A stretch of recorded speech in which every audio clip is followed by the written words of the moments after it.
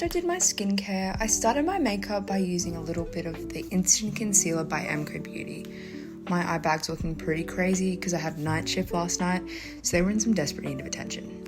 Then I went ahead with the Flawless Glow Foundation. This makes my skin look so hydrated and glowy. I blended all of my base in with a damp beauty blender just to get a really nice smooth finish. I've only recently been using MCO Beauty and I really just love how they work with my skin. They are dupes of the Tarte Shape Tape Concealer and the Flawless Filter by Charlotte Tilbury. As someone who's owned both of them, I can say that they're so similar. After I blended my base, it was time for contour. So I used the Caramel Hoola by Benefit just in my cheekbones, around the sides of my face, down my jawline, my forehead and my nose. I'm a huge fan of nose contour. I'm Greek, so I was blessed with this big nose, so I like a little bit of nose contour to make it look a bit snatched. I have oily combination skin, so it's really important that I set my makeup. I always go in with some translucent powder. It doesn't matter which one you use. I recommend the Huda Beauty shade. I always just use the translucent shade. I can't remember the name of it, but today I'm just using the MCO Beauty because I ran out of my last one. Now it's time to brush off the excess powder. If you guys want to see a makeup haul where I revamp my makeup station, please comment down below. It's time for a little bit of blush. I mixed these two shades because I feel like one of the shades is too light and the other shade is a little bit too deep. So I mix them and I always put it kind of at an angle across my cheeks just because I do have a round face, so it helps shape them a bit better.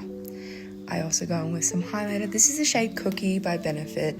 I've used and abused this palette, so I'm going to be buying a new one soon because low-key it's a little bit old. Mascara time. I usually curl my eyelashes, but I broke my last eyelash curler and I've been using my sister's for a while. I need to buy a new one. I'm someone who hates the look of cakey makeup in eyebrows. I've got really thick eyebrows, so a lot of makeup cakes up on it during the process, so I always like to go ahead and clean up, just brush them back out. I also wipe off any excess makeup sitting on my lips, just so my natural colour can come through. A lot of the lipsticks and glosses that I use are quite translucent, so I like my natural colour to pop. Now it's time to address the hair situation. It is wash day today, and I straightened my hair about 2 days ago, but I'm just trying to give it a little revamp to get me through the day, and I'll wash it tonight.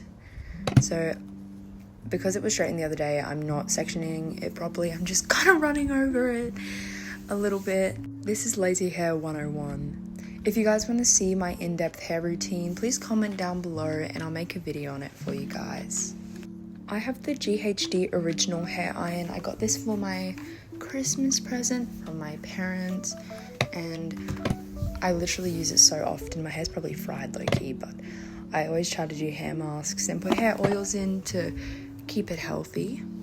Now it's time for my holy grail, some dry shampoo. I love dry shampoo. I've heard that this dry shampoo, like low-key's not the best, but if you have any recommendations, please let me know. I also use this honey-infused Yisu hair oil, and I run this through my ends and midsection of my hair just so that it looks a little bit hydrated and shiny. And this is the final look, achieved in about 10 minutes. Okay, so I just finished doing my hair and my makeup. I honestly just did this really quickly. I work at 2 o'clock and it's currently about 10:30. I've had a very slow morning because I had to work till pretty late last night. I didn't get home until about 11.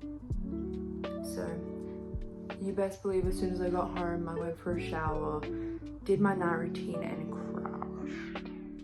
So I had a really, really good sleep though. Now it's time to go and make some matcha. Okay, so now we're gonna make some matcha. So I've been using this organic matcha tea by Topeka. My friend, lovely Amelia, suggested it to me and it is so good. I always start with some hot water and a milk frother. I don't use boiling water because I was told that it can burn the matcha and change the taste of it.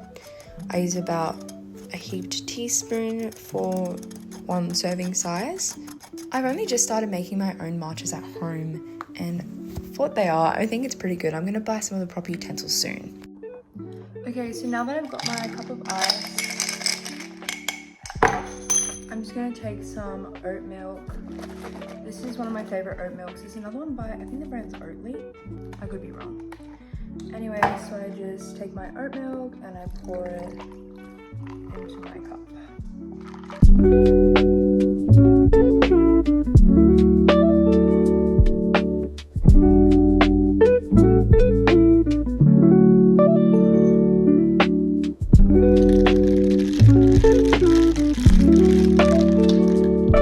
I take some of this sugar-free maple syrup and just put some of that in there. I don't want to add too much, just a little bit of sweetness to it.